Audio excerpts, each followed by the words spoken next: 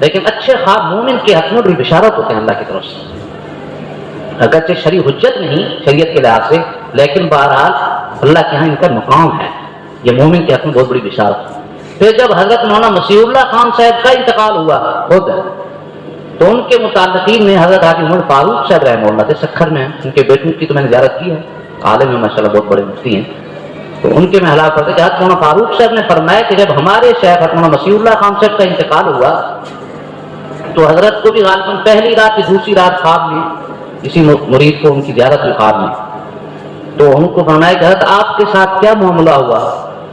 حضرت نے فرمایا کہ الحمدللہ زندگی میں خود جو دعا کی اور اپنے متعلقین سے اور اللہ کے نیک بندوں سے جو دعا کروائی وہ اللہ نے قبول فرما لی،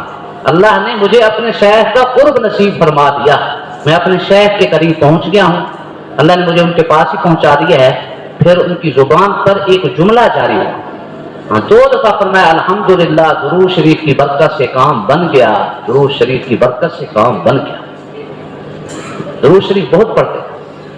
حضرت حاجی صاحب نے فرمایا کہ ہمارے شیخ مولانا مسیح اللہ خان صاحب نے ایک دفعہ عجیب بات فرمایا کہ اہل اللہ کے سارے معمولات آخر میں چھوٹ جاتے ہیں، ساری زندگی جو عبادات کی ہیں اور جو اذکار و اوراد، خاص کر نماز تو ظاہر آخر تک پڑھنی ہے، باقی جو یعنی اذکار میں وظائف میں جو اوراد ان کو کہتے ہیں، فرمایا کہ اہل اللہ کے سارے اوراد آخر میں چھوٹ جاتے ہیں، لیکن 2 وظیفے ایسے ہیں جو زندگی کے آخری دن تک جاری رہتے ہیں، ایک تلاوت قرآن اور دوسرا درود شریف۔ فرمایا کہ تلاوت اور درود شریف یہ آخر تک جاری رہتے ہیں۔ اور حضرت مولانا مسیح اللہ خان صاحب خود آخر عمر میں فرمایا کرتے تھے کہ ذکر لسانی میں میرا ہمہ وقت کا معمول اب درود شریف کا ہے۔ تلاوت تو فرماتے تھے اور فرمایا ذکر لسانی یعنی زبانی ذکر جو چلتے پھرتے اٹھتے بیٹھتے تسبیح میں لوگ کرتے ہیں، تو فرمایا کہ ذکر لسانی میں میرا ہر وقت کا جو معمول جو ہے وہ درود شریف کا رہ گیا، میں اب درود شریف ہی پڑھتا رہتا ہوں۔ اب چند دنوں پہلے ہمارے یہاں شہر کے بڑے نیک ساتھی ہیں، ان کی والدہ فوت ہوئی، تعزیت کے لیے گیا تو فرمانے لگے کہ ہماری والدہ بہت نیک خاتون تھیں، زندگی میں بہت درود شریف پڑھا، اور فرمایا کہ جب ہم ان کو ہسپتال میں لے کے گئے، غالباً 1 ہفتہ بتا رہے تھے کہ ہسپتال میں رہے، فرمایا کہ پورا ہفتہ رات دن ان کی زبان پہ درود شریف جاری، اور اللہ نے بہت اچھا خاتمہ فرمایا، الحمدللہ کلمہ طیبہ کا ورد کرتے کرتے دنیا سے رخصت ہوئی۔ درود شریف بہت بڑا عظیم عمل ہے، ہاں اس کو ہم نے مستقل اپنے معمولات میں شامل کرنا ہے، ہاں درود شریف کو مستقل اپنے معمول میں شامل کرنا۔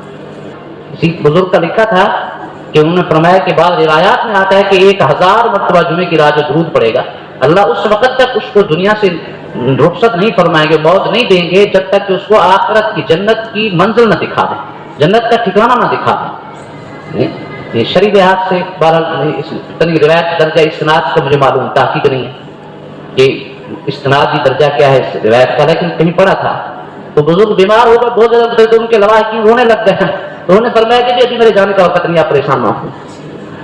ابھی میں نہیں جا رہا، پریشان نہ ہو۔ لواحقین ابھی جیسے حالت یہ ہے کہ انتہائی کمزور ہیں اور ذوق کی حالت ہے، برداشت کچھ بھی نہیں ہو رہا، فرمانے لگے کہتے ہیں میں نے یہ حدیث پڑھی ہے کہ جمعے کی رات جو بندہ 1000 مرتبہ درود شریف پڑھتا ہے وہ اس وقت تک دنیا سے نہیں رخصت ہوگا جب تک جنت کی منزل نہ دیکھ لے، اور مجھے فرشتوں نے ابھی تک میرا جنت کا ٹھکانہ دکھایا نہیں ہے، اس لیے میں نے ابھی یہی رہنا ہے۔ یہ اللہ والوں کے یقین کی بات ہوتی ہے، تو پڑھیں آپ، اچھی بات ہے۔ حضرت گنگوئی رحمہ اللہ نے مختصر نصاب 300 کا ارشاد